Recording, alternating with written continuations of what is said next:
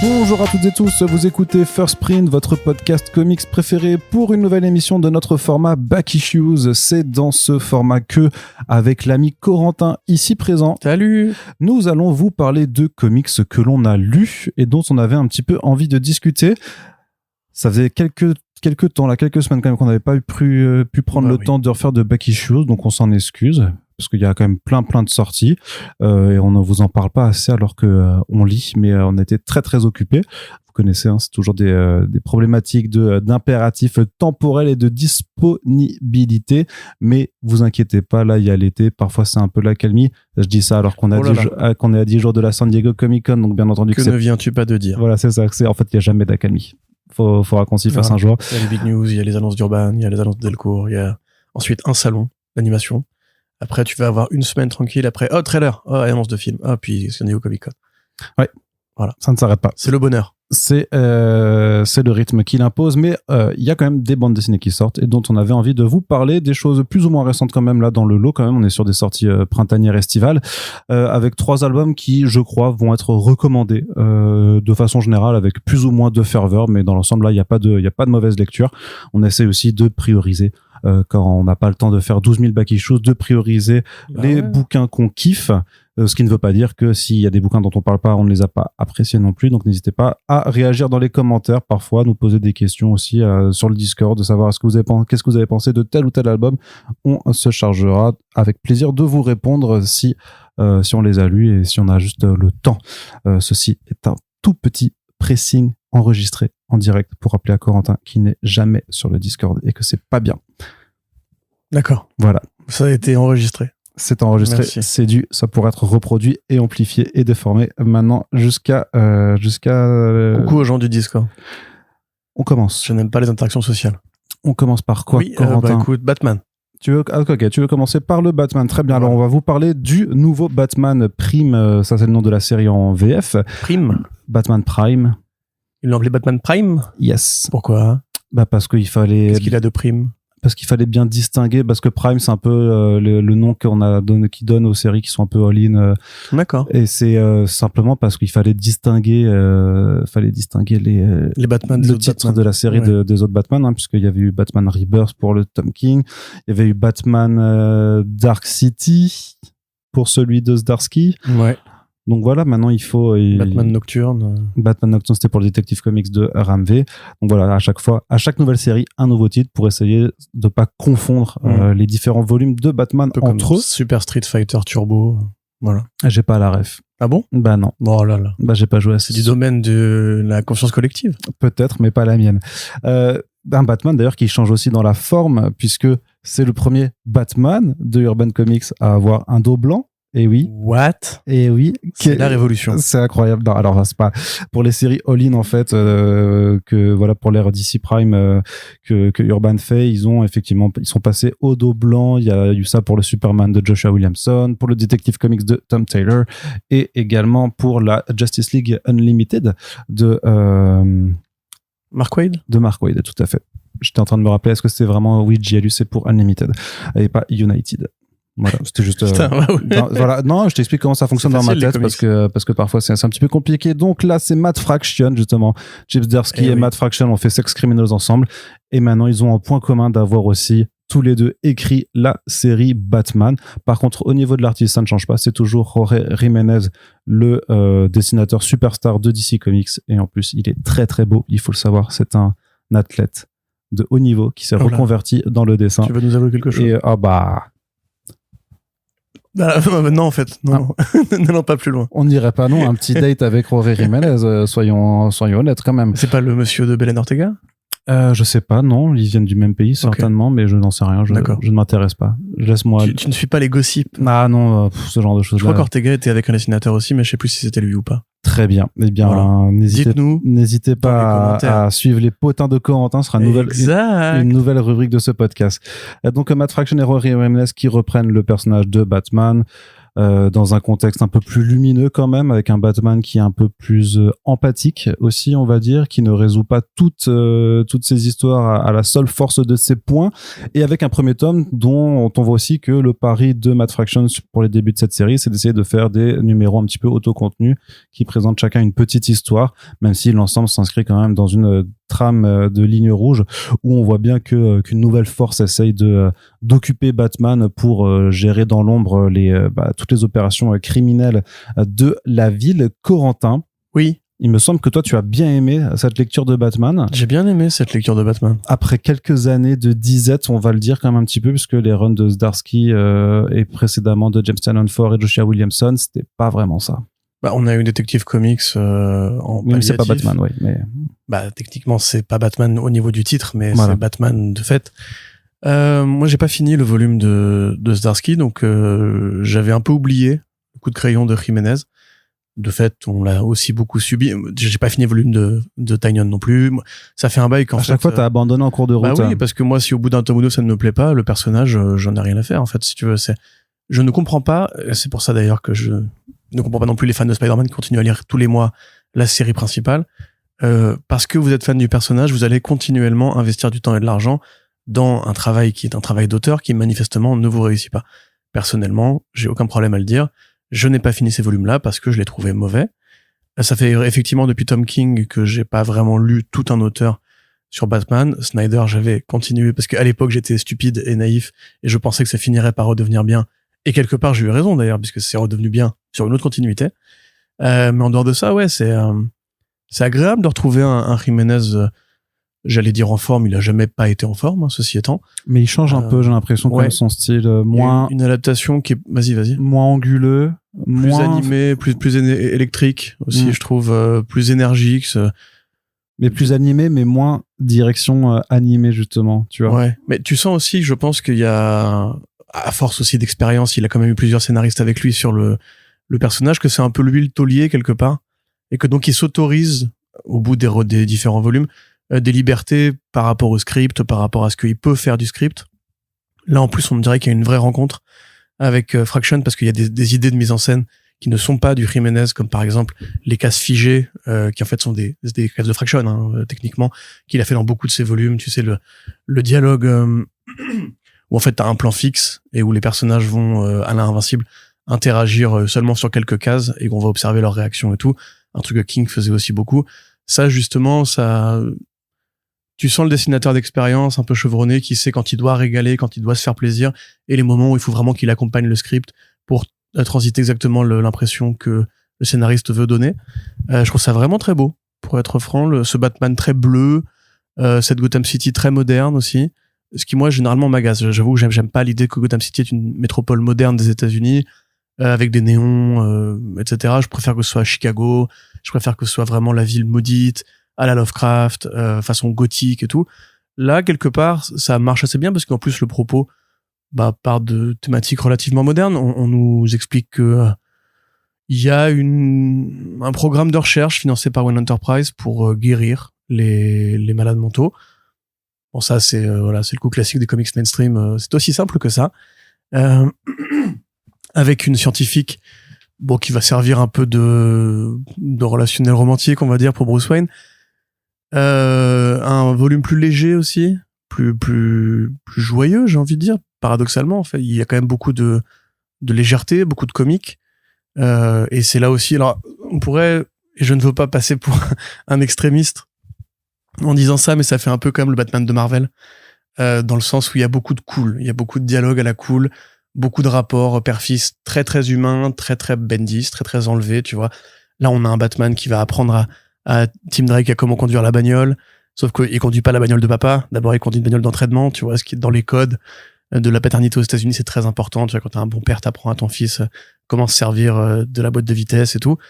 On a aussi, à un moment donné, il est blessé, et du coup, Tim Drake, qui n'a pas appris à conduire la Batmobile, décidément, doit être devant le levier de vitesse de la Batmobile, et elle a 13 vitesses, et il lui dit, mais pourquoi t'as 13 putains de vitesses? Et il lui répond, parce que j'ai la bagnole la plus cool de la Terre. Et voilà, ça c'est des trucs qui, moi, font pas très Batman, mais qui font très Fraction. Par contre, il y a vraiment un humour, oui, encore une fois, qui fait un peu Marvel, mais c'est pas forcément désagréable, parce que on sort quand même d'expériences qui ont tenté de pousser la chauve-souris dans des archaïsmes, ou plutôt des poncifs qu'on connaît. Par exemple, le volume de Zdarsky était quand même assez proche des idées de Morrison. Tout son argumentaire se basait sur une idée de Morrison qui était le Batman de Zoran Har que Zdarsky réutilisait pour en faire l'ennemi juré de Batman au final. Enfin, c'est-à-dire vraiment Batman est son propre ennemi parce que voilà, s'il pète un câble, en fait, il y a que lui qui peut l'arrêter. C'est ça. C'était un volume assez santé mentale, assez Batman a toujours 40 plans dans la tête pour contrer les plans dans la tête. Et bon, ça marche pas parce qu'il y a que Morrison qui peut faire ce genre de choses avec l'intelligence du plan, avec la construction qui fait que quand tel arc arrive 30 numéros plus loin, en fait, c'était prévu depuis le départ. Là, ce que fait Fraction, c'est qu'il essaie pas de coller à un modèle, en fait. Il se dit, qu'est-ce que moi, je comprends de Batman? Dans quelle direction j'aimerais que Batman aille? Bah, écoute, moi, j'ai envie que Batman, il aille mieux. Que Batman, il aille bien. Que ce soit un héros souriant, capable de flirter, capable d'être un père, parfois un père un peu sec. La relation avec Damian est assez intéressante, je trouve, de ce point de vue-là. Il y a un côté, c'est vraiment son daron. Alors, Damian qui a encore rajeuni par rapport au volume de Batman et Robin avec Simone Di Meo, où il avait clairement 16-17 ans. Là, il a à nouveau 13-14 ans. Voilà, c'est les comics. L'écriture de Killer Croc aussi, d'entrée de jeu, c'est une intention, tu vois. Ça, on ouvre le numéro, la série avec ça. Très clairement, il y a le côté, on va pas être que dans les ténèbres. Batman aussi, il a appris, il a grandi. C'est un Batman qui est plus positif, qui est plus bienveillant. Il est pas en guerre contre les criminels. Il veut sauver la ville. Et ça, c'est assez différent aussi. Il y a ce propos qui est très appuyé sur la police. On a Vandal Savage qui est le commissaire de Gotham City. C'est un discours frontal contre le sécuritarisme, contre l'application de l'utilisation de la force publique contre le peuple. Il y a un discours qui est clairement pour moi anti-ICE. On nous parle d'une force de mercenaires que Savage embauche pour faire régner la loi de manière très violente. On a un commissaire qui dit, quand les journalistes viennent enquêter sur une scène de crime, pétez-leur leurs appareils photo et leurs mâchoires. On a un flic droit dans ses bottes qui se retrouve en duel mexicain avec un flic ripou et qui doit le tuer et qui ensuite se fait assassiner à l'hôpital. Enfin, c'est assez furieux de ce point de vue-là. Je parlais du Batman plus léger parce qu'effectivement, il y a beaucoup plus d'humanité dans ce volume. Il y a vraiment un Bruce Wayne qui est écrit beaucoup plus. Enfin, voilà, un Batman qui est beaucoup plus écrit comme un Bruce Wayne et beaucoup moins comme justement à la Scott Snyder, un héros buté, borné, incapable de communiquer. Et où l'humain s'effacerait devant les traumas et juste l'objectif, en fait, la mission. Exactement. Et la dépression nerveuse propre à King, au volume de King, là n'est pas du tout évoquée. C'est vraiment, Batman est un père de famille. Et ça, c'est bien aussi d'avoir justement un truc qui ne cherche pas forcément, encore une fois, à recycler les idées des anciens. Parce qu'il le dit au départ, en plus, justement, à Killer Croc, où Killer Croc lui demande, mais toi, t'as pas de problème non plus. Il lui fait, non, moi, je vais bien en ce moment. Mais après, tu sais jamais, du coup, vu que ça reste Batman, est-ce qu'il va réellement bien? Parce qu'à mon sens, bien sûr. Bruce Wayne, ça fait depuis qu'il a 10 ans qu'il va pas bien, donc. Oui, mais c'est pas c'est pas le propos pour l'instant. Tu vois, le propos, c'est plus. Je pense que ce sera réexploité. Enfin, il y aura un mental breakdown à un moment ou un autre, quoi. Évidemment. Mais la façon qu'a Fraction d'écrire la santé mentale, c'est quand même très différent. Si tu lis Sex Criminals, par exemple, tu vois que le héros, John, de Sex Criminals, il le dit lui-même d'ailleurs, c'est un dépressif nerveux, il a des troubles compulsifs du comportement, mais ça reste une série comique. Tu vois, il y a des moments de gravité, mais ça reste une série comique. Là où il trouve sa gravité et son sérieux, etc., c'est justement dans tout ce rapport à l'autorité. Tout ce rapport à l'idée que Gotham City, ça y est, participe de cette espèce de critique je vais dire du Trumpisme à défaut d'un meilleur mot, mais d'une manière générale, de la bascule autoritaire des sociétés, la bascule fasciste des sociétés où la police n'est plus là pour protéger le peuple, mais pour le contrôler, le cadenasser et lui se prendre des balles dans la gueule. Là, pareil, on a un policier qui tire sur Tim Drake, quand même. Tu vois, le signal, il est fort, le message, il est fort. Le personnage principal, féminin principal, du coup, qui rajoute. Bon, moi, ça m'amuse autant que ça me fait sourire, mais c'est vrai qu'il y a un côté chez Fraction et chez Zdarsky, ils ont toujours ce côté-là. Le flirt, c'est important dans leur BD. Il faut que le héros, bien musclé, ait, voilà, une nouvelle conquête. Voilà, c'est un peu, je sais pas, une obsession personnelle, j'en sais rien, mais le fait est que là, c'est plutôt bien fait, je trouve. Là, le numéro de Date qui pourrait presque être un épisode de série animée, pour le coup, qui est très virevoltant. Ça bouge. T'as un Bruce Wayne qui clairement tombe le masque et assume en fait qu'il est cool aussi en tant que Bruce Wayne, que c'est un super pilote, que le mec n'hésite pas à se battre à visage découvert, En plus, il y a du côté vraiment manga avec c'est Little Tokyo. Alors, je savais pas que Gotham City avait un quartier précisément Tokyoite, mais avec les samouraïs et les bikers yakuza, etc. Les dialogues sont bien, le comique est bien. Au global, non, moi vraiment une lecture que j'ai beaucoup appréciée. Et tout le monde est revenu sur les réseaux sociaux sur la scène où littéralement encore une fois Bruce Wayne tombe le masque à côté de Killer Croc. Et ça, c'est pareil. C'est facile comme scène parce que évidemment tout le monde va la voir et va sentir des émotions dans son petit cœur, comme dans les. C'est ce que moi je trouve que c'est un peu une tricherie ce genre de moment-là. Après les ricains ils sont très forts pour ça. C'est comme quand tu lis le Nightwing de Tom Taylor et que d'un coup tu as une lettre que Nightwing a écrit à Alfred. Enfin qu'Alfred a écrit à Nightwing plutôt. Ou quand Bruce Wayne et Dick Grayson se font un câlin. Ça, pour moi c'est les moments de tricherie parce que c'est purement là pour te faire plaisir. Ça a pas de sens narratif en général. C'est là pour te dire, le scénariste te dit voilà ce que moi je comprends de ces personnages là et voilà pourquoi je les trouve beaux et intéressants. Et toi en tant que fan qui a acheté ton numéro, t'es d'accord naturellement parce que tu t'intéresses à ces personnages, du coup ça te flatte. Et en fait souvent c'est un truc que les scénaristes aiment bien faire. Là quelque part pour moi ça a un sens différent parce que même si cette scène là elle participe du même côté flatterie, elle te dit voilà comment moi je comprends Bruce Wayne.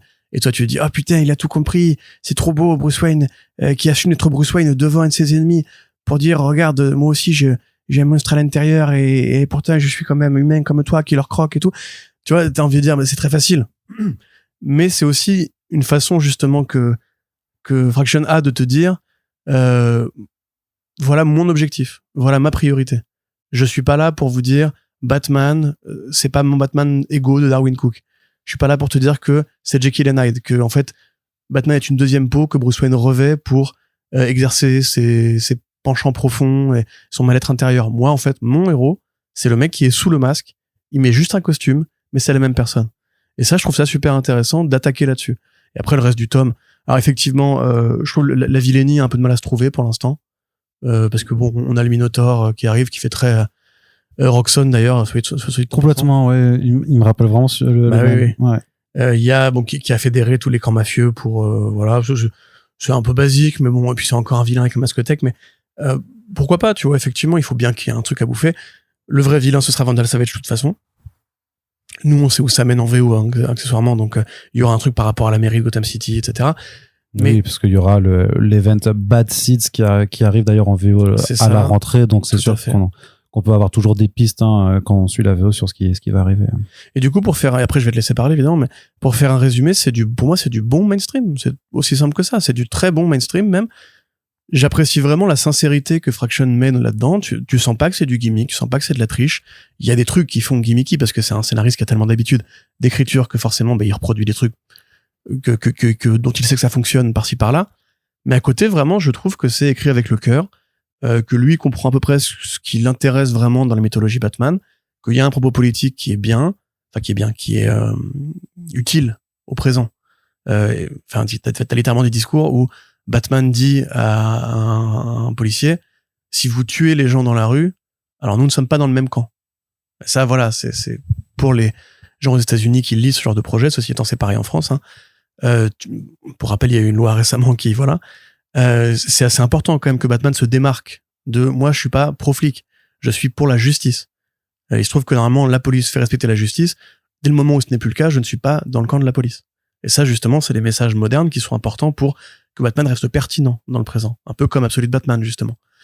Donc d'ailleurs voilà, c'est un bon palliatif à Absolute Batman. C'est vrai que vous avez le Batman super ténébreux, super musclé, avec des adversaires super monstrueux d'un côté, et de l'autre justement Fraction propose une alternative qui est plus légère, plus souriante, plus colorée, effectivement plus moderne dans le sens un peu tech et compagnie, mais toujours aussi bien fichu. Et à côté, vous avez Detective Comics par Tom Taylor qui lui est plus dans le polar, qui est plus dans... il y a quand même de la légèreté aussi, mais qui est plus dans l'enquête traditionnelle, le vrai détective. Donc je trouve vraiment que Batman est en super forme en ce moment. On fera un commentaire du Detective Comics de Taylor d'ailleurs, mais plus tard. Mais franchement, pour moi, il n'y a pas grand-chose à jeter actuellement sur la chauve-souris. Et encore une fois, voilà, Jiménez, super taf, les variations de mise en scène. Il y a un truc qui m'a énervé, le mot est fort, mais le coup de décrire la technologie. Oui. avec les petits encarts Le petit gimmick. pas de grappin, puissance de traction, 2000 tonnes et tout. Tu te dis, bon, qu'est-ce que ça fout? Parce que je m'en fous. Ça pourrait ne pas être là, ce serait pareil. L'expérience de lecture s'en sort pas particulièrement plus grandie. Oui, je suis d'accord. Parce qu'il n'y a pas vraiment de discours, en fait, sur son armement. Bah, c'est juste pour les présenter, pour montrer son arsenal. Ouais, c'est ça, c'est pour présenter l'ensemble de son arsenal. Tu mets des capacités techniques pour un peu essayer de te faire croire que ça a été réfléchi un peu, ouais, que c'est plus ou moins crédible. Mais en fait, moi, limite, ouais, je trouve que ça te sort un peu du truc, en fait, parce que j'ai pas besoin de savoir effectivement la portée maximale d'un Batarang Sonic ou le voltage ou l'ampérage de gants bat de gants électriques pour comprendre que quand il va mettre une droite à un vilain, ça va effectivement le sonner. Bah oui. Parce qu'il y a une puissance d'électricité. Après, bah je pense que ça fait partie un petit peu, tu sais, des petites touches que chaque auteur peut mettre dans son run pour lui dire, bah voilà, moi ce sera ma petite touche là-dessus. Et ce sera effectivement dans chaque numéro, il y aura. Faut aussi penser que déjà tu le remarques plus au bout d'un moment de toute façon. Oui, non, mais après moi j'essaie aussi toujours de me dire, nous on est des vieux lecteurs, même si on n'est pas les plus vieux lecteurs de Batman du monde, on commence à avoir malgré tout de la bouteille. Faut aussi penser qu'il y a des gens pour lesquels ça va être peut-être un Batman, le premier Batman. Et dans ce cadre-là, je peux comprendre aussi que Matt Fraction, il ait aussi cette envie de se dire, bon, bah voilà, pour qui connaît pas un petit peu l'arsenal habituel, bah voilà, j'ai envie de présenter, de donner un côté un petit peu didactique, en fait, à voilà comment ça marche, en fait. Bah, il a son costume et il utilise tout un tas de choses. Je me dis, pour des plus jeunes aussi, qu'il y a ce côté un peu ludique aussi d'apprendre, tu sais, t'apprends avec les images, t'apprends avec les mots, comment marche le personnage, c'est un peu comme ça que je le vois. Mais effectivement, pour des gens qui sont là depuis plus de 10 ans avec les New 52 ou alors qui sont là depuis Grant Morrison, qui sont là depuis depuis Hush, voilà, sûr. tu vois. En plus, cette idée-là, ça n'apportera pas grand-chose de neuf. Mais... tu vois, le côté, j'ai besoin de vous expliquer que c'est quand même ancré dans une certaine réalité, tout ça. Ouais. Du coup, est-ce que ça passe un peu pour de la frime? Genre, regardez, je sais ce que c'est que le Kevlar renforcé. En même temps, il a la voiture la plus cool du monde. Oui. Donc la frime, elle est là aussi. Oui, c'est vrai. Mais c'est vrai que c'est un Batman plus dans la pose aussi, qui aime bien, il y a quand même toujours ce sens de la réplique, encore une fois très Marvel, où c'est pas Tom King où le héros va dire I'm Batman toutes les 2 phrases. Ouais. Là il y a vraiment, bon, on a compris que t'étais Batman, parle-moi d'autre chose. Et voilà, tu vois, c'est ça dont je te parlais, la scène où ils sont dans leur couverture de survie là, qui pour le coup fait vraiment très Fraction. Vous savez, c'est le dialogue du non-dit, du comique, de la comédie romantique entre guillemets. Ouais, mais c'est cool. Ouais, c'est super cool. Non, mais je me rappelle. C'est un Batman qui est cool. On se rappelle qu'un des meilleurs épisodes du run de Tom King, c'était le double date à la fête foraine entre Clark Kent, Bruce Wayne et Lois Lane et Selina Kyle. Hein. C'était vraiment fun à ce moment-là. Le problème, c'est que King, c'est un intellectuel. Et c'est aussi un, bon, regarde, de dire que Matt Fraction, c'est un gros con. Non, justement, mais je dirais pas que King est sur le spectre, mais on sait qu'il... Ah bah King, il est sur le spectre de ouf. Voilà, ça lui vient pas aussi naturellement que, voilà. Fraction, il est authentiquement cool, en fait, dans la vraie vie. C'est un mec qui est cool. En fait, ça, tu vois, ça lui vient naturellement, alors que King, je pense que il a besoin quand même d'architecturer ça avec ses dialogues bloqués, avec ses répétitions de cases. Alors que Fraction, c'est juste, non, mais regarde, ils se kiffent, ils ont envie de Ken, tu vois, ça se voit et tout, donc, on va laisser le dessin parler.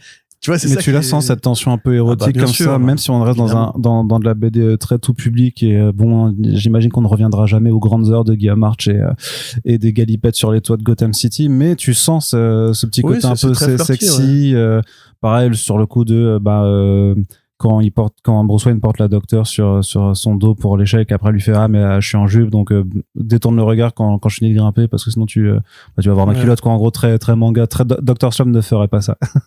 Tu vois. Ouais, ou même le côté c'est pas un date, mais si c'est un date. Si c'est un date, mais c'est talons, ouais, c'est ça. Très comédie romantique. Mais ce qui est plutôt cool en fait d'avoir ces éléments dans du Batman et ouais, pareil que toi en fait. Enfin moi je sais que je reprends du plaisir à lire une série régulière Batman pour la première fois depuis 6 ans en fait. Non, 10 ans pardon. Enfin 6 ans parce que 6 ans c'était non mais 6 ans c'était 10 ans c'était le début du run de Tom King et 6 ans c'était la fin du run de Tom King. Donc j'espère vraiment que on va aller sur quelque chose d'assez sachant que moi King ça m'avait saulé au bout d'un moment quand même. L'Arc Nightmare je me demande encore ce qu'on a foutu. C'est mon préféré. Voilà, c'est une question de subjectivité. Après moi il y a toujours quand même dans la gorge coincé le mariage Catwoman Batman. Mais rappelle dis-toi que Ça m'énerve. Ouais, mais tu ne vis que ce que les fans de One More Day vivent depuis plus de 20 ans. Bah oui, mais on l'a eu de notre vivant maintenant, tu vois, en mensuel, on l'a eu ce truc-là maintenant. Et même dans Detective Comics de Ramvé, je pense que ça l'énervait aussi, parce qu'il avait ramené Catwoman qui venait sauver Bruce et tout, et il y avait vraiment clairement l'optique de un jour on va finir ensemble, etc. Et bon, bah, je suis content qu'il flirte avec sa secrétaire, enfin avec la, scientifique et tout, mais la docteur. Mais à côté, bon, j'avoue que franchement, Fraction, si tu m'écoutes, remets-moi Catwoman, s'il te plaît. Bah, ça reviendra un petit peu, peut-être plus tard, on sait pas. Oui.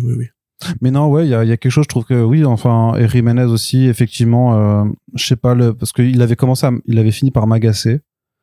Et alors, je sais pas si c'est le changement de script, là, le changement de tonalité qui rend son style plus agréable, je sais pas comment, si ça. Mais la palette de couleurs qui fait la diff, j'ai l'impression, parce que tu sais, genre la cape, où il fait des effets un peu à la Moon Knight, où vraiment la cape devient vectrice de mise en scène, comme sur la couverture, tu vois, par exemple, où il y a vraiment ce découpage, très chauve-souris, hein, littéralement, et cette envie de jouer beaucoup plus avec les éclairages. Vraiment, il y a des très très belles cases, hein, dans cette BD, je trouve. Oui, après, Jiménez dessine bien. Hein. Surtout, c'est la science de l'occupation de l'espace, quoi. Enfin, t'as pas une case où tu te dis que c'est pas utile de la placer à cet endroit-là. Tout est fait pour l'efficacité, pour que le script respire bien. Franchement, moi, ça marche du feu de Dieu, je trouve. Ouais. J'ai pas beaucoup de critiques à faire, sinon que c'est pas mon Batman, dans le sens où moi, mon Batman, c'est un détective dans une ville façon Al Capone et tout, et avec des tueurs en série qui sont des monstres et compagnie. Oui, ok, Batman Year One, on a compris. Ben, voilà. Mais à côté, voilà, Taylor fournit un peu cet effort-là en parallèle, et pour les gens qui préfèrent Batman musclé, un peu millorien, vous avez Absolute. Donc, effectivement, il y a, je sais pas qui édite les comics Batman actuellement, mais il y a un vrai effort de fait pour que ce soit bien triangulé. Alors après, j'ai pas continué, moi, Batman et Robin, parce que Dimeo a fini par s'en aller, voilà. Et je sais plus qu'est-ce qu'il y a d'autre. Il y a Batman Superman, qui est encore en cours de publication. Ouais, le World's Finest de Mark Waid, ouais. Ouais, mais il me semble que c'est tout pour les séries avec Bruce Wayne précisément. Bref, le fait est que voilà, je trouve que quand même il y a un bon équilibre qui a été trouvé. Et là aussi peut-être un peu l'héritage du Tom Taylor de Nightwing, du Nightwing de Tom Taylor plutôt, une envie d'utiliser intelligemment la Bat Family, qui moi a toujours été un point d'interrogation. Je n'aime pas la Bat Family, vous savez. Ouais. Pour moi, Batman il est solitaire. Les Robins tout seuls, je les adore, mais là effectivement il y a une envie quand même de précisément dire non mais de toute façon Bruce Wayne c'est un père. Et limite, justement, il a Alfred dans la tête tout le temps pour se rappeler qu'il faut qu'il soit un bon père aussi. Donc ça, c'est une bonne façon, du coup, de ramener Alfred, d'ailleurs, ce côté carrément. Un peu de l'hologramme. Oui, du coup, ça, c'est son idée. C'est pas un truc que faisait Zdarsky. J'ai pas fini le run de Zdarsky, donc je crois pas. Ok. Parce que l'idée était top, hein, pour le coup. Ça lui fait un petit monologue intérieur, il continue à donner la réplique, comme si ça lui manquait, tu vois, d'avoir la voix d'Alfred dans l'oreillette. Ils vont ramener une vraie nouvelle Majordome. Ouais. Là, c'est sa nièce, c'est ça? On sait pas trop, c'est une Pennyworth en tout cas, mais le numéro est pas encore sorti, ça arrivera cet été aussi. Donc ouais, il y aura des développements et tout ça, mais pareil d'avoir, on verra bien ce que ça donne, mais je préfère, en fait, ça me fait plus plaisir dans l'idée de se dire on va avoir la nièce ou whatever d'Alfred et une nouvelle alliée, plutôt que les nouveaux vilains un peu rincés que James Tynion Ford amenait, quoi, tu vois. Oui, mais ça, ouais. Parce que rappelle-toi de la nana cyberpunk, là. J'ai oublié son blast pour tout te dire. Mais ils sont pas revenus depuis, d'ailleurs, non, mais tu vois, c'était pareil, Punchline, c'était pas bien. Failsafe, c'était pas bien non plus. Failsafe, c'était pas bien non plus. Failsafe, ouais, ça c'était, ouais. L'idée de départ était cool dans le premier arc. C'est trop facile, en fait. Mais après, à partir du moment où t'as le côté, c'est Zoranar qui s'implante en tant qu'IA. Mais mec, c'est Ultron. Failsafe. Enfin, Failsafe. Oui, c'est vrai. Ouais, c'était vrai. T'as envie de dire, stop, est-ce que Batman a besoin d'avoir un Ultron? Bref. Très bien. En tout cas, super premier tome, pour le coup. C'est vraiment une très bonne entrée en matière. Urban avait fait une grande gazette pour publier le premier numéro qui rend vachement bien avec avec ses planches magnifiques. Et il y avait un peu un effort de faire passer ça pour un vrai journal avec des faux articles rédigés dedans, quoi, pour replacer la situation de Gotham City. Donc non, c'est vraiment super. Je pense que pour le coup, ça peut vraiment être la porte d'entrée assez idéale pour les gens, en parallèle bien sûr du Absolute Batman, mais bon, Absolute Batman a quelque chose d'assez particulier par sa dimension snyderienne, on va dire. Alors que là, t'es dans un cadre quand même. Les gens ont déjà acheté Absolute Batman, donc il n'y a pas besoin de expliquer. Non, c'est vrai. Donc vraiment, c'est cool. C'est vraiment une bonne lecture. C'est, comme tu l'as dit, c'est moderne dans ses thématiques, c'est moderne dans son approche. On a un Batman qui est pas juste monolithique et juste un chevalier.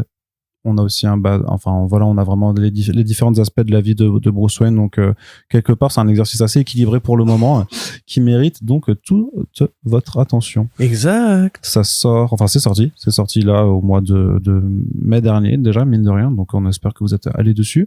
Batman Prime, tome 1, 18,50€ chez Urban Comics. Maintenant, on va passer du côté de l'indé. C'était notre seule chronique sur le mainstream. Alors, vous inquiétez pas, on en a d'autres qui arrivent dans des prochains Back Issues. Et du côté de l'indé, Corentin, on va parler d'Alien. Oui. On va parler d'un alien qui s'intègre. Oui. On va parler de Resident Alien, tome 1. Exact. Enfin, la série de comics qui nous arrive en France grâce au travail des éditions Delirium. Ça arrive un petit peu tard par rapport à la série télé qui s'est conclue sur Sci-Fi. C'est pas grave. Mais ce n'est pas grave. Ça permet surtout d'en découvrir une approche, l'approche vraiment originelle de la bande dessinée qui est assez différente de ce que la série télé a proposé, puisqu'on n'est pas du tout dans une série comique. Là, c'est plutôt vraiment une sorte de tranche de vie mêlée à de l'enquête policière, un côté très procédural. Là-dedans, avec donc cette histoire d'un alien qui a débarqué sur qui s'est crashé par accident sur notre planète et qui décide d'aller vivre un peu reclus en se faisant passer pour un docteur dans la petite ville de Patience, en espérant que ses collègues viennent un jour le chercher, sauf que ce jour-là n'arrive pas. Et le jour en fait où le médecin de la ville est assassiné, c'est lui que les flics viennent chercher pour lui dire faut nous aider. Est-ce que vous pouvez regarder comment il est mort, et est-ce que vous pouvez surtout reprendre du service en devenant le médecin de la ville, et par ça en fait l'alien qui se fait appeler Dr Harry Van der Spiegel va s'intéresser en fait simplement à ses contemporains, se passionner aussi pour le polar en tant que tel et devenir en quelque sorte un détective aussi. C'est un geek de ce point de vue-là. Écoute, moi j'adore cette série pour plein de raisons. Le fait est que, comme tu l'as dit, c'est un assemblage assez intéressant de plein de trucs qui fonctionnaient bien ensemble à une époque dans la télévision des années 90-2000. Ça fait vraiment très série télé.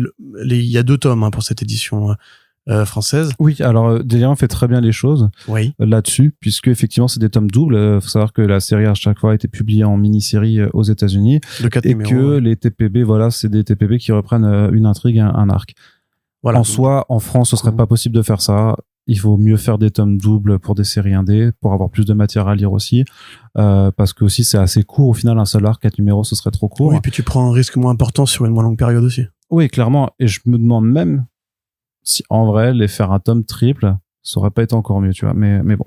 Oui, c'est vraiment effectivement l'assemblage de Twin Peaks, X-Files, et d'un certain point de vue, des trucs comme Kyle XY ou... Ça m'a grave donné envie de regarder X-Files, ouais. Troisième planète après le soleil, etc. Enfin, tous ces machins-là, grosso modo, c'est différentes séries télé qui se sont entrechoquées pour donner un tout cohérent et digeste. Donc effectivement, comme tu l'as dit, on va suivre les aventures de Harry, du docteur Harry, donc dans une petite ville qui ressemble beaucoup à Twin Peaks, dans le sens où c'est la petite communauté entre la montagne et le lac, où tout le monde se connaît, tout le monde a grandi ensemble depuis toujours. Il y a les communautés amérindiennes du coin, il y a pas beaucoup de personnages noirs en l'occurrence, mais il y a le maire de la ville qui est un peu une fripouille, mais qui est aussi un bon gars, le sel de la terre. Il y a le shérif, oui c'est le shérif, c'est pas le marshal. Il y a le shérif qui lui c'est le policier, il est un peu bourru, faut pas l'emmerder. Rendre la justice a moins d'intérêt pour lui que d'être bien sûr que tout rentre dans l'ordre à la fin de l'histoire. Et puis il y a donc effectivement Harry qui, c'est un peu littéralement un geek de l'espèce humaine. C'est-à-dire qu'il est arrivé, on découvre son parcours par flashback sur comment en fait il s'est retrouvé à Patience, à se faire passer pour un médecin. Et en fait on réalise que dès qu'il est arrivé, donc il s'est écrasé sur la planète Terre, dès qu'il est arrivé, il a compris qu'il fallait qu'il s'intègre et il a des pouvoirs en fait de manipulation mentale, et c'est tout le gimmick de l'album, c'est toute la logique de l'album, c'est que le lecteur que nous sommes voit Harry comme l'alien qu'il est, donc un alien qui fait très Roswell, oui, mais qui même, je crois, il y avait une couverture d'un chair de poule de R.L. Stein où il y avait vraiment ce truc d'alien avec les oreilles pointues, les yeux avec les doubles lumières vertes à l'intérieur, etc. C'est vraiment l'extraterrestre alpha, le petit homme vert, 101. Enfin, il est violet en l'occurrence, mais et à l'inverse, les humains de la BD, parce qu'il a des pouvoirs de manipulation mentale, le voient comme un être humain, comme tout à fait normal. Voilà, donc il y a toujours ce décalage ironique de voir un alien au milieu d'êtres humains tout à fait normaux, et même très normaux, puisque Le coup de crayon, en l'occurrence, parie vraiment sur ce côté. On n'est pas dans la maximisation artistique du comics. Les gens, ils ont des gros nez, ils sont un peu moches, ils ont des visages normaux, entre guillemets. Enfin, ils ont des physiques banales. Il y a pas de nana particulièrement sexy, il y a pas de mec particulièrement musclé. C'est des gens, en fait, extrêmement carte postale des États-Unis, quoi. Et donc, ça rend super bien parce que et en plus, il est très expressif. C'est ça qui est rigolo, c'est que dans ses sourires, souvent, tu vois qu'il est content d'être là avec 3 coups de crayon. Le gars te fait un truc très très propre. Steve Parker, ça. Ça, cet ancrage aussi très léger à l'européenne. Alors, faut savoir que je trouve pas qu'il y a un air de Romita Junior, mais en réussi. Non, mais des très, ouais, oui, je vois ce que tu veux dire. Ces bonnes années. Je vois ce que tu veux dire des débuts, ouais, effectivement. Bah, c'est le côté effectivement plus bouffi entre guillemets et plus. Les nez surtout font très Romita Junior. Ouais. Et le personnage féminin principal, oui. Avec ses cheveux en frange comme ça, fait très aussi quand Romita Junior a la flemme et qu'il te fait juste une grosse frange pour masquer le moitié du visage. Mais ça rend super bien. Et pareil, les paysages et tout. Enfin, tu t'y crois vraiment à cette ville, un peu comme dans Schitt's Creek ou Dawson Creek, tu vois, toutes ces creeks, où justement, c'est une petite communauté qui respire, qui paraît hors du temps, où il y a presque pas d'ordinateur et tout. Genre quand il fait une enquête, t'as ce côté très téléfilm, très Stephen King, où il va consulter les archives des journaux de la ville, où tu peux zoomer sur les archives qui ont été microfilmées. Et Harry lui-même, donc effectivement, il a appris l'espèce humaine en bouquinant. En fait, il a tout bouquiné. Il a bouquiné l'anatomie, l'histoire. C'est ça en fait. T'as une séquence qui est en fait ma préférée de l'album. C'est effectivement cette double page de flashback où il montre comment il a appris en fait aussi le langage, notre langue. Effectivement, quand il arrive au début et qu'il connaît pas et qu'il apprend l'anglais, bah il va commencer par lire des Choupi, des livres de jeunesse, puis après des romans young adult, puis après des livres d'anatomie, puis après vu qu'il découvre avec le meurtre qui se passionne pour les polars, il va lire tous les polars, les romans de guerre et tout ça. Et juste enfin cette séquence là elle est trop bien en fait, et de le voir juste même la case où il apprend je sais plus ce que c'est, le bouquin pour gosses mais en fait c'est je trouve ça trop bien que ça reflète vraiment effectivement cette démarche de curiosité qu'il a et qui le rend hyper attachant. Le personnage est génial de ce point de vue là. C'est comme dans le premier épisode, enfin la première, parce que on dirait des épisodes de série télé pour de vrai, quoi. C'est vraiment ça. Pour le tome 1, c'est un pilote de série télévisée, et le tome 2, c'est l'épisode suivant. C'est comme à l'époque où il y avait ces téléfilms de polar, comme même sur France Télévisions il y en avait, ou même vous pouvez penser à Colombo et tout. C'est un peu la même chose parce que structurellement c'est très court en vérité. Encore une fois, c'est des mini-séries en 4 numéros. Souvent les enquêtes vont très vite. Ça se passe en 2 numéros les enquêtes, et vous avez déjà la résolution. C'est ça, c'est juste il commence vraiment juste par My First Alphabet, mon premier alphabet, et après c'est Barnaby qui lit quoi. Oui. Et donc quand dans le premier épisode il se retrouve blessé et il dit mais je me fais chier là, mettez-moi au moins une téléviseur avec un lecteur DVD s'il vous plaît, des thrillers plutôt et tout. Il part en enquête avec c'est Astra, je crois, Asta. Ouais. À Philadelphie, je sais plus dans quelle ville il va, mais pareil, il prend des bouquins qui sont en fait des polars de gare nuls, un peu érotiques, un peu sulfureux, un peu SAS. Et la meuf lui dit, qu'est-ce que tu lis et tout, mais il fait, il faut bien que je lise un truc.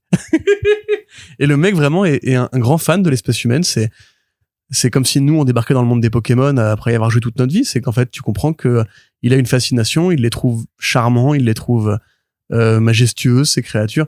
Et il y a un regard sur la vie justement parce que c'est vraiment le point de vue d'un visiteur. Donc pour lui, en fait, le suicide n'a pas de sens parce que la vie est précieuse et rare. Les humains, même quand ils sont un peu angoissés, qui se sentent coupables et tout, ils voient tout, ils perçoivent tout. On est tous des livres ouverts pour lui. Et donc il a effectivement cette espèce de fascination et ce sourire du mec qui vit au milieu de son groupe préféré entre guillemets, qui le rend assez charmant, ce héros.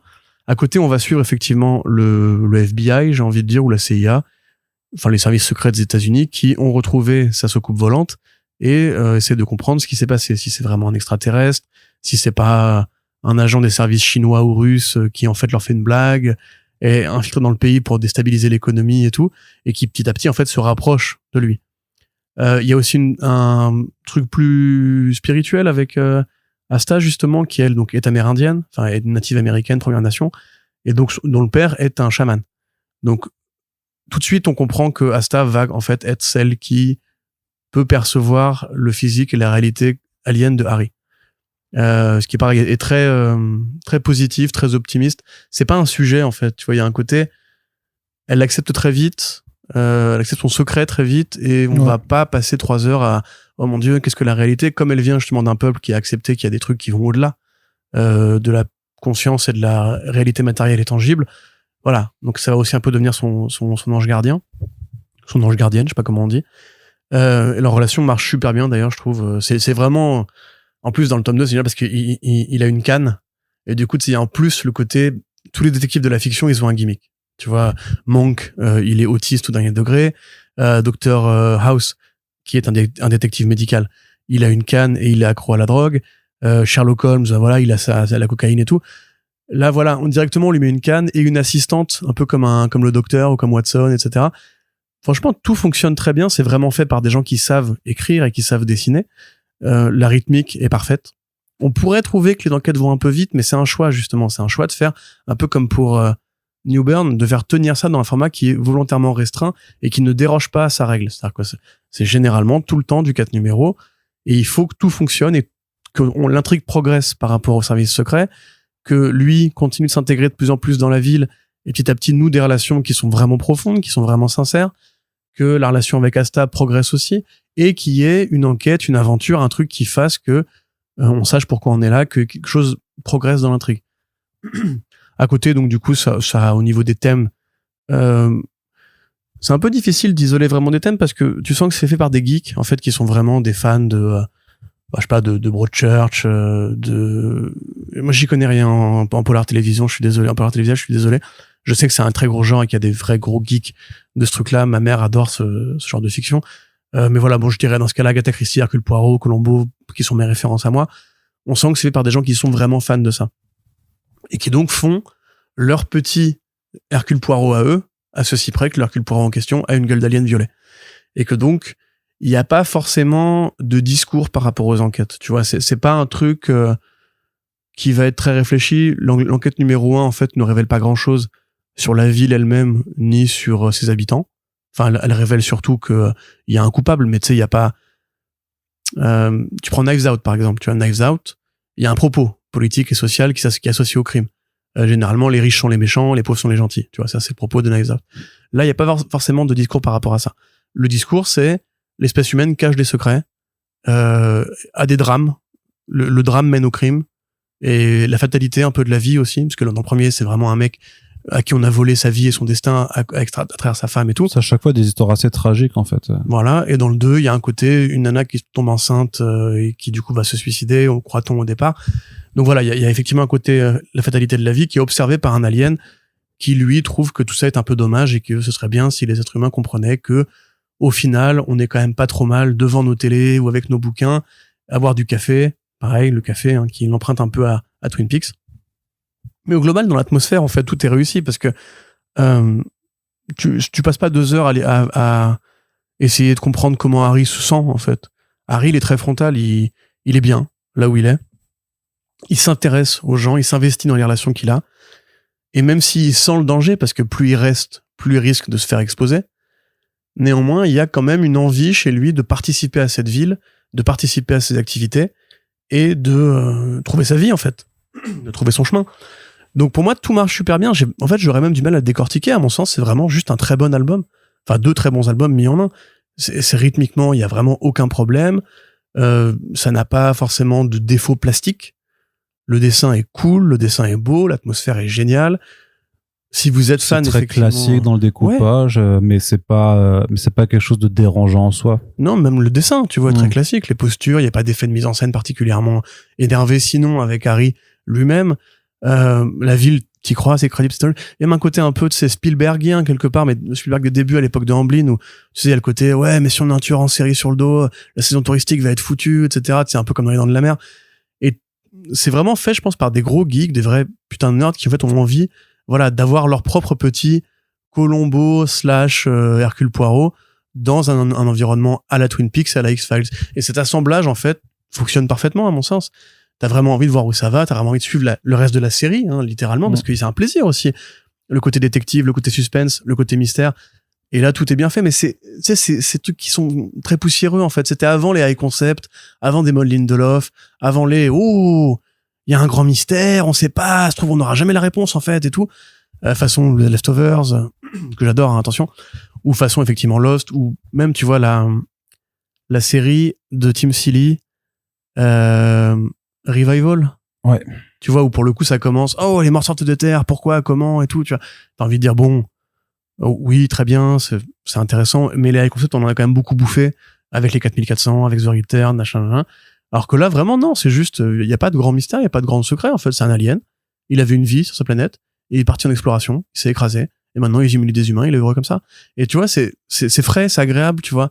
On nous fait pas de l'inné de la carotte entre guillemets, on nous dit pas si tu restes jusqu'au bout tu vas avoir une vraie grosse révélation. Non, c'est juste là, t'es là pour le plaisir de ce personnage, le plaisir de cette communauté, de ces dessins qui sont très frais. Et pour moi ça marche de 0 à 100. Je regrette que la série télé n'ait pas compris ça, parce que ça ressemble tellement à une série télévisée que tu te dis n'importe qui aurait fait une série télévisée différente avec Resident Alien s'il avait fallu en faire une vraie série télévisée. Après moi j'ai regardé quelques épisodes seulement et j'ai compris que ça n'allait pas être pour moi, hein, mais très cool en tout cas. Bravo à Delirium, ça marche très bien avec le reste de leur catalogue. Pour rappel, hein, Peter Hogan et Steve Parkhouse, c'est les mecs qui ont travaillé ensemble sur The Dreaming, l'un des spin-offs de la série Sandman. D'ailleurs, il y a un peu de Sandman dans cette BD avec le rêve que fait Asta au début et tout. Le design est très très Sandman évidemment. Complètement, ouais. Et c'est aussi des mecs qui ont travaillé avec Alan Moore sur la Bo Jeffries saga notamment, qui a été édité en France chez Comics Initiative. Franchement, rien à dire. Et toi, Arnaud? Rien à ajouter. Par rapport à tout ce que t'as dit, c'est super agréable d'avoir. Mais effectivement, ce qui fait que ça marche, c'est que en termes de personnage, la caractérisation, elle est au poil en fait. T'as rien à jeter, t'as pas de phrase qui sortirait du personnage en fait. C'est immédiatement happé, mais aussi et effectivement, je pense que le parti pris de dire en fait, vous en tant que lecteur, vous allez voir l'alien en permanence. Et tu le comprends rapidement au bout t'as la révélation dès le départ, dès le premier numéro où tu vois sa tête d'alien. Et comme sur la case suivante, tu vois bien que tout le dialogue est normal et que personne n'y prête attention, tu fais ok, donc c'est ça le pari. T'as une proximité que l'auteur et le dessinateur, t'as une sorte de pacte en fait que vont faire l'équipe créative avec le lecteur. T'es complice directement, t'es complice de l'équipe créative. Et ils t'emmènent directement dans leur délire en disant vas-y, tu vas être le seul à savoir aussi qu'il se passe quelque chose. Après, c'est des choses qui évidemment le coup le secret de l'alien risque d'être éventé par différents moyens, donc ça te donne aussi un enjeu quand même, on va dire sur plus longtemps, de savoir ce qu'il va réussir à garder son secret jusqu'au bout. Mais sinon en fait c'est juste t'es avec lui, tu seras un complice de l'histoire, et en fait tu t'intéresses directement aussi à comment il va pouvoir résoudre simplement des enquêtes, parce que ça c'est le propre de chacun, c'est un mystère, c'est facile, c'est immédiatement il y a eu un mort, t'as envie de savoir pourquoi et comment, et donc c'est ça, c'est très efficace. Petit coup de Cluedo qui demande pas grand chose. Les dialogues sont vraiment toujours réduits à leur plus simple appareil. T'as pas des grands monologues et tout, c'est vraiment toute interaction est utile, mais aussi profonde, bien sentie et compagnie. Moi je trouve ça assez marrant en le lisant. Je me suis dit c'est marrant, ils font jamais plus de 3 phrases d'affilée en fait dans leur bulle de dialogue, ils sont toujours assez économes, et du coup ça rend le truc encore plus fluide, encore plus digeste, naturel. C'est ça. C'est comme à la scène à la fin où t'as l'adjoint du shérif qui va draguer la serveuse qui a son gamin dans le mobil-home et tout, où tu sais il l'avait placé dans le tome 1 ça, où en fait le gars va flirter avec la serveuse, il revient dans la bagnole, son collègue lui dit tu sais qu'elle a un gamin quand même et tout, elle te répond va te faire foutre, j'ai le droit de la kiffer, etc. Et en fait dans le tome 2, à la fin du tome 2, on te remet cet élément là en mode la ville elle est vraiment vivante en fait sous nos yeux, tout se passe et il y a pas un élément qui est oublié. Enfin pour moi c'est un super exemple de construction intelligente et bien réfléchie de comment faire tenir un truc pareil dans un si petit espace. Ouais. Non, donc vraiment une très chouette découverte. Je sais que toi tu m'en disais du bien depuis longtemps, parce que tu les avais en vue à l'époque, et donc confirmation que c'est une très bonne série qui arrive bien là. Comme d'hab, la grosse fab qui fait plaisir aussi. Ouais, le gros cartonné là. Mais il est bien beau. Hein. Bien épais, bien lourd. Donc c'est disponible pour 25€, le premier tome de Resident Alien chez Delirium, et la série sera complète en 4 ou 5 tomes max. Parce qu'il y en a 9, il y a 9 mini-séries. Non, il y a 8 mini-séries, un numéro bonus, je crois. Ah oui, c'est ça. Ouais, le dernier c'était One More for the Road, mais c'est un seul numéro de 40 pages. Oui, alors normalement j'imagine que ce sera inclus dans le 4e tome dans ce cas. Probablement. Donc voilà, c'est pas une série au long cours non plus, mais qui demande évidemment qu'il y ait suffisamment de lecteurs pour soutenir cette démarche. Donc on espère que notre chronique vous aura convaincu de vous laisser tenter. N'hésitez pas à cliquer dans les liens de la description pour commander chez nos amis partenaires de chez pulps.fr ou Bubble. Et en parlant de trucs qui ont besoin d'avoir beaucoup de lecteurs pour pouvoir exister. Eh ben, on va passer sur le dernier bouquin. Et qu'il est bon. que c'est un très bon bouquin. Et bon, Corentin, le massacre. Plutôt Arnaud. Le massacre du gang Enfield de Chris Condon et Jacob Phillips. Bon bah d'accord alors. Le massacre du gang Enfield de Chris Condon et Jacob Phillips, c'est donc le spin-off de That Texas Blood ou Texas Blood en France. Une histoire qui au départ se passe dans la modernité, dans laquelle on suit les aventures d'un vieux shérif au Texas dans le comté de Ambrose County, et qui va donc frayer avec les gangsters, les criminels, les assassins de tout poil. Et Chris Condon, qui au départ avait entretenu une vocation de scénariste de cinéma, avec Jacob Phillips, le fils de Sean Phillips, coloriste de Criminal et artiste de la série New Burn que j'ai évoqué juste avant, se sont pris une petite pause après le numéro 20 ou 22 aux États-Unis pour quelques années, le temps que Phillips fasse New Burn, le temps que Condon fasse d'autres projets, y compris dans le western d'ailleurs, parce qu'il a fait chez Oni Press, il a fait rééditer chez Oni Press That Goddamn Massacre aussi, qui se passe un peu la même période. Et bref, ils se sont dit, bah tiens, on aurait cette idée de faire un truc qui se passerait dans le passé et qu'on pourrait raccrocher à la mythologie de Texas Blood. Et en l'occurrence, ça a été dit et assumé, les personnages que vous voyez dans Enfield Gang Massacre sont pas encore présentés, mais les ancêtres de personnages qu'on retrouvera plus tard dans le reste de Texas Blood. Donc là, ça se passe effectivement au 19e siècle, aux dernières heures de la période des cow-boys, à l'époque où justement commence à s'amorcer une transition au profit des services de sécurité privés, au profit de l'industrialisation, etc. Mais le Texas, historiquement, et c'est encore le cas aujourd'hui, a toujours été l'un des derniers États à résister à l'industrialisation. Il y a toujours eu l'idée que le Texas et le Nouveau-Mexique, c'était un peu le dernier État pour les cow-boys, pour les gangsters, pour les passeurs, du fait de leur proximité avec le Mexique aussi. Donc là, on va effectivement toujours rester dans cette espèce d'esprit, sauf que c'est plus des cow-boys modernes, mais des cow-boys de l'époque. Et donc, nous suivons l'histoire de Montgomery Enfield, qui est un braqueur. Pas forcément sans foi ni loi, il a des codes, il a des règles, c'est pas un assassin. C'est un homme d'honneur. C'est un peu le mythe du guerrier libre, en fait. C'est-à-dire, il y a souvent aussi dans la mythologie des cow-boys, et on peut parler de mythologie, je veux dire, je l'avais évoqué à je ne sais plus quelle occasion, dans un autre podcast, mais pour les États-Unis, en fait, le Far West, c'est leur Moyen-Âge. C'est un peu comme nous, quand en tant que Français, si on veut remonter aux origines du pays, vu qu'on est fondé sur une monarchie, on va revenir à l'époque des châteaux forts, généralement. On va pas forcément revenir aux Gaulois, parce qu'on est vraiment très con, ou aux Francs, etc., parce que c'était pas une période où le royaume de France était stabilisé. Donc pour nous, les origines ancestrales de la France, c'est les châteaux forts, c'est les croisades, c'est tout ça. C'est Charlemagne. Voilà, c'est Charlemagne, effectivement, c'est le latin, les épées, les armures, les chevaux, etc.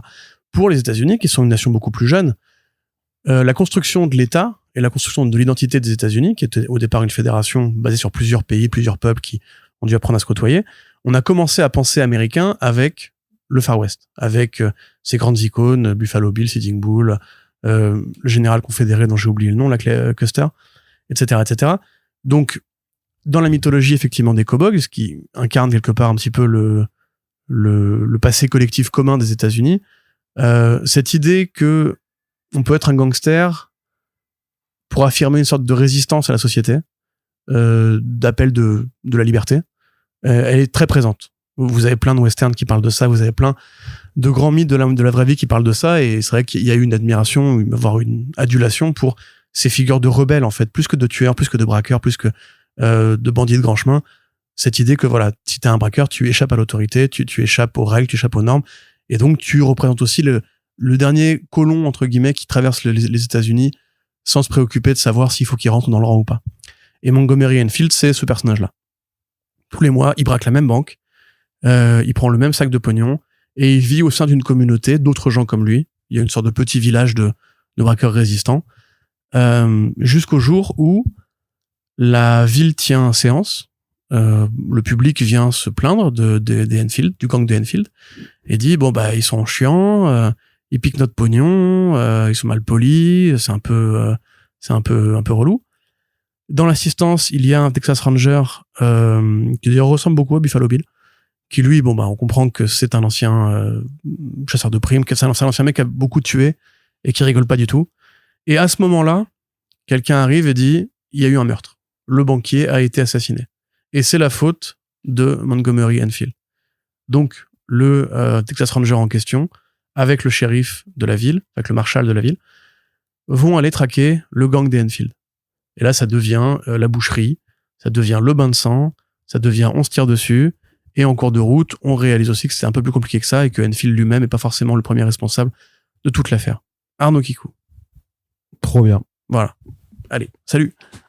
Non, mais que dire d'autre que juste, moi j'ai adoré, hein, personnellement. Je sais pas si je me revendique comme un grand fan de western, mais quand je fais le bilan quand même de tout ce que j'aime, j'ai quand même beaucoup d'affect pour pas mal de séries de western, que ce soit enfin en film, mais aussi en bande dessinée. J'ai souvenir qu'à un moment j'étais très fan de Blueberry, que je l'ai dévoré quand j'étais ado notamment, que j'avais adoré ça, et que certaines récentes qui avaient le Bouncer avec The Book, le Undertaker chez Dargo, que j'avais vraiment, même Six ou les Ladies with Guns avec Anne-Laure au dessin, que j'aime vraiment beaucoup. En fait, c'est un registre auquel moi j'aime bien revenir souvent, parce que bah voilà, c'est même le Hawkeye de Naïef était très cool à cet égard, quoi. Mais ouais, le côté vraiment, moi ce que j'aime vraiment dans le western, c'est la brutalité peut-être de cette époque, ce côté vraiment assez la violence. Bah ouais, bah la violence, on y revient toujours aussi, mais parce que c'est aussi une façon de concevoir les rapports qui entre les gens, et une autre façon de régler ces problèmes qui, bah voilà, n'est pas du tout en accord avec ma vision de la société aujourd'hui, mais dans ce cadre fictionnel, il y a quand même, je trouve, un imaginaire que je trouve assez cool et qui est super aussi quand il est amené à être revisité de façon générale, quoi. C'est toujours bien. Il y a Six aussi, une série de western chez Dargo, je crois, qui s'appelle Six, qui est vraiment hyper bien, avec que des laissés pour compte qui se réunissent en fait pour survivre. Enfin donc c'est vrai que Texas Blood, bah c'est hyper bien en tant que tel. Et c'est vrai que ça, c'est un album qui peut se lire vraiment sans avoir jamais touché à Texas Blood. Et donc de toute façon, pour les lecteurs VF, bah on sait que les lecteurs n'ont pas été forcément présents au premier tome, et bah c'est pas grave, en fait, vous n'avez pas besoin d'avoir lu ce premier tome pour vous plonger dans cet univers. D'ailleurs, techniquement, Delcourt s'en a franchi complètement, hein. Il n'y a pas de mention de Texas Blood nulle part, même pas dans la 4e de couve, même quand il y a Chris Condon et Jacob Phillips qui apparaissent, il y a même pas marqué Texas Blood entre guillemets, quoi. Donc ils ont décidé de s'en affranchir, de faire ça un peu comme une nouvelle étape, une nouvelle proposition, et bah si moi je devais le résumer en 3 mots, pour moi c'est ça m'a fait un peu le même ressenti que tu sais que les westerns de Tarantino, t'as Django Unchained d'un côté et The Hateful Eight de l'autre. Pour moi, on est vraiment plus du côté de The Hateful Eight, dans ce sens-là que de toute façon c'est affiché dans le titre, c'est un massacre, et il y aura que ça. Enfin, c'est un massacre en fait vraiment auquel t'assistes. C'est un western qui est hyper violent, qui est hyper brutal aussi de bout en bout, ça pétarade dans tous les sens, enfin vraiment ça s'envoie des bastos, même parfois jusqu'à l'excès, avec quand il ramène la Gatling, la grosse mitrailleuse, avec une conclusion qui est hyper noire aussi en fait, qui va vraiment, il y a pas de happy ending qu'on offre, et bah en fait moi cette vision du western jusqu'au boutiste, super violente, super noire, qui te donne pas vraiment d'espoir d'espérer quoi que ce soit de plus, ben ça me parle vraiment en fait. C'est vraiment le type de western que j'aime, et de façon générale j'adore les histoires qui se finissent ultra mal. Un de mes films préférés, ça reste I Saw the Devil de Kim Ji-woon. Oh là, oui, mais oui. Voilà, qui est nihiliste au possible. Il n'y a pas d'espoir à la fin. Voilà, c'est ça, tu vois. Mais c'est un de mes films préférés. J'ai rencontré le diable en français. Ouais, J'ai rencontré le diable, qui reste un de mes films préférés, parce que effectivement, il ne se cache jamais de vouloir raconter une histoire terrible, profondément déprimante. Et là, effectivement, t'es déprimé par ce qui arrive à Enfield et toute sa bande. Tu sais que c'est pas bien. Et c'est pour ça que ça te heurte d'autant plus, que tu sais que certes c'était des braqueurs, mais c'était pas fondamentalement des assassins qu'on se permet de les buter sur un faux prétexte, et qu'au final ben ça va être le méchant qui va gagner. Et c'est profondément révoltant comme sentiment, et en même temps ben Condon va au bout de son histoire, avec les dessins de Jacob Phillips qui sont superbes. Il y a toute l'intensité de l'action, enfin tu la ressens vraiment, je trouve, que dans son dessin, notamment dans les scènes de pas de bagarre du coup, mais d'échange de fusillés. C'était vraiment, tu sens que merde, ça chauffe vraiment, tu sens qu'il y a un danger pour leur vie. C'est hyper, donc l'ensemble de la lecture pour moi elle est vraiment hyper intense. Et je l'ai souvent dit dans ce podcast, en fait, moi, c'est vrai que les BD, je les ressens, en fait. Toi, t'es l'intellectuel et moi, je suis le viscéral. Et ouais, moi, là-dedans, ça m'a vraiment Je ressens rien, je suis un robot. Ouais. Oui, non. Je n'ai pas d'émotion. Pas du tout. Aucune. Bah, t'as pas aimé. Je n'ai qu'une grille de lecture. C'est à partir du moment où It's Lonely, t'as rien fait. Moi, j'avais compris, quoi. J'avais compris. Mais voilà. Enfin, c'est une BD qui est vraiment hyper bien foutue. Il y a une vraie montée en tension. Il y a il y a une vraie intensité dans l'action, et Condon va au bout de son histoire. Donc, c'est pour ça que moi, j'étais happé. Je fais, ok, mais c'est trop bien. Alors, je suis ultra vexé par ce que tu viens de dire. Je tiens quand même. Mais ça veut pas dire que t'as pas. C'est juste qu'on a une façon différente de vivre nos lectures. La raison pour laquelle je n'ai pas aimé It's Lonely at the Center of the Earth, c'est que moi, je ressens des émotions en lisant les BD quand elles sont démonstratives et pas déclaratives. Si un scénariste me dit ce que je dois ressentir et me le dit communiquer avec du texte, ça m'énerve. Parce que c'est de la bande dessinée. Mais c'est pas ce que fait Zoé dans cet album. C'est exactement ce que fait Zoé Toroku dans tous ses albums. Le problème, c'est que pour moi, là, par exemple, je ressens beaucoup de choses. Je pense que c'est plus une histoire de genre, ceci étant, au sens où elle suit quand même un cahier des charges. C'est le principe du genre, hein, c'est que tu t'inscris dans des codes et tu les détournes, tu les déformes, tu les exagères, tu les amplifies. Là, plus que Tarantino, moi, ça me fait penser à du Elmore Leonard, qui est l'écrivain à qui on doit... Après, t'as une culture plus approfondie que moi, sûrement, dans ce registre. Mais il faudrait que tu mates le film 3h10 pour Yuma de James Mangold, parce que ça ressemble aussi beaucoup à ça. Je l'eusse vu, mais il y a fort longtemps, donc je l'ai un peu oublié. Il faut que tu le revues. Oui. Dans ce cas-là, parce que justement, il y a ce côté, effectivement, les dernières figures héroïques, même du mauvais côté de la loi, hein, qui sont balayées par le rattrapage du temps, en fait, qui décide de ne plus faire de place aux gangsters en général. Et là, il y a quand même une fédération de gens. Tu vois, par exemple, Marshall, lui, il recherche la vérité humaine dans ce truc-là. Il est là pour, pas celui qui a la moustache et le chapeau, celui qui ressemble à Lee Van Cleef. Voilà. Tu vois, la beauté, le truand Lee Van Cleef, celui qui a les grosses pommettes saillantes et tout. Parce qu'il lui ressemble vraiment. Lui, il va essayer de mener une enquête à côté, en fait. Mais ça sert à rien. C'est-à-dire que l'enquête elle-même ne va faire que t'expliquer à toi, le lecteur, que ce qui se passe, c'est encore plus tragique que ce que tu ne pensais. Parce qu'en fait, c'est des gens qui se tirent dessus pour des conneries.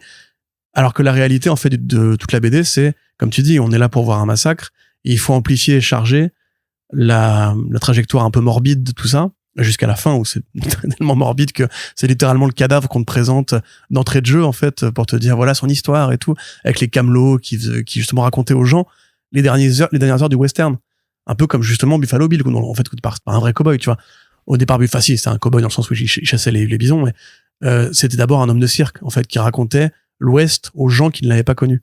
Et là, il y a un côté un peu, c'est les derniers souvenirs d'une époque que nous n'avons pas eu la chance de connaître, ou la malchance en l'occurrence, avec tout ce qui avait de plus crasseux, de plus expéditif, où la vie avait tellement peu de sens qu'effectivement, tu peux te faire des fourriers au comptoir du saloon.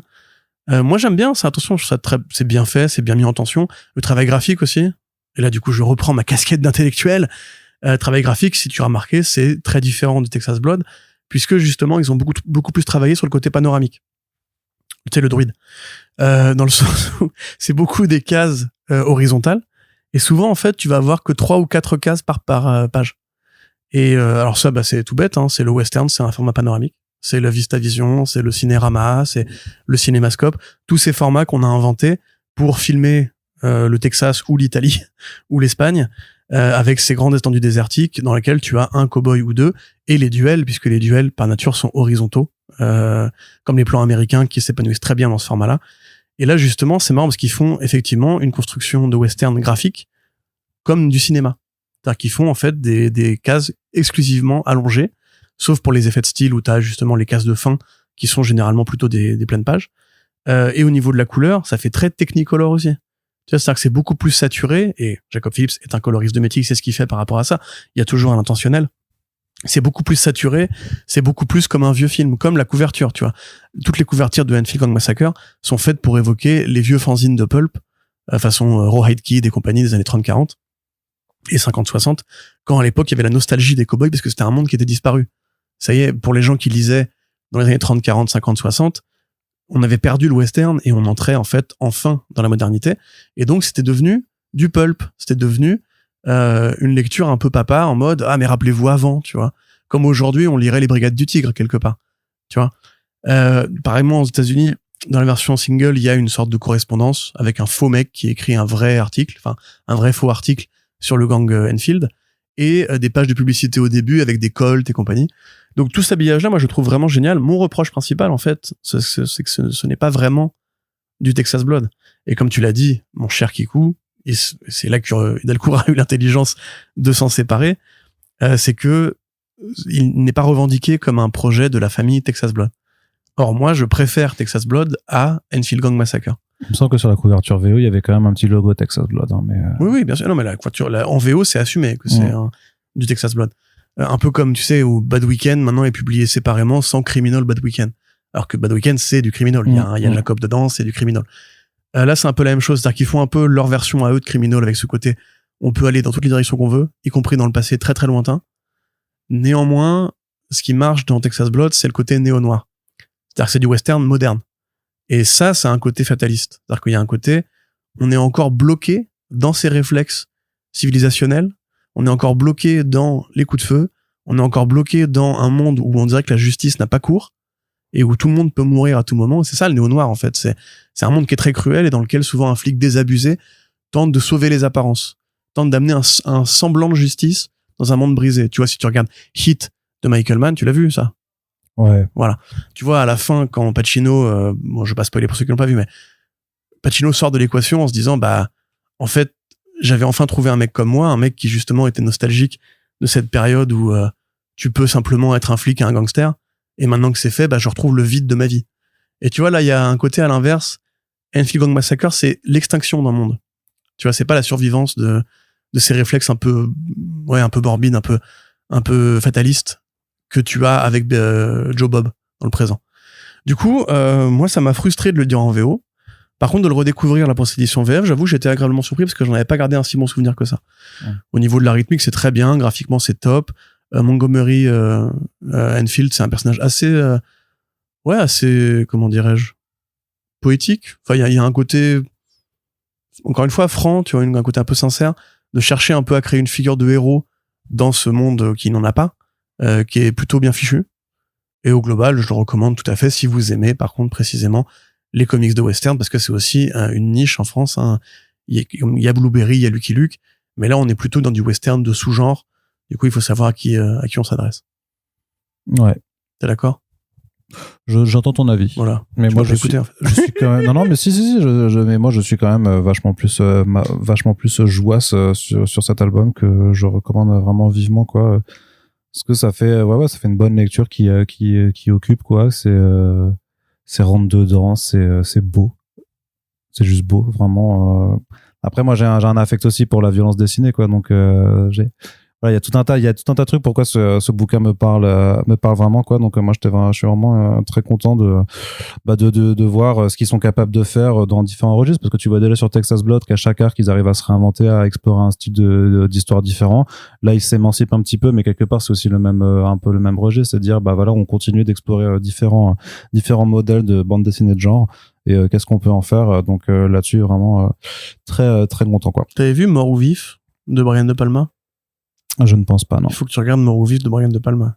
C'est fort possible. C'est un western dans lequel le shérif / maire de la ville organise chaque année un concours de la meilleure gâchette qui pourra la battre. Et en fait, il les dégomme tous les uns après les autres.